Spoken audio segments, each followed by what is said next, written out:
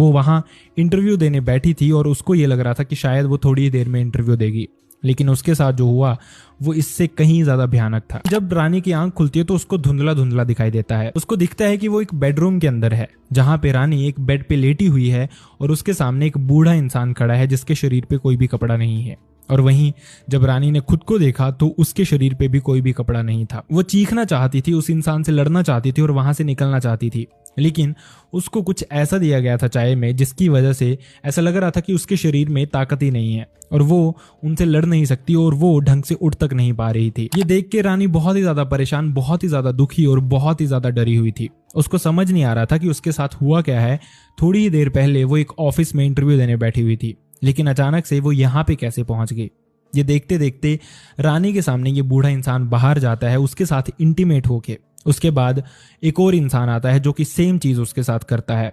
रानी count करती रहती है और पहले ही दिन जो कि 11 जून का दिन था, उसी दिन उसके साथ 15 से 16 लोग ये सब कुछ करके जाते हैं। 15 से 16 मर्द इनफैक्ट ये सब कुछ करके जाते हैं।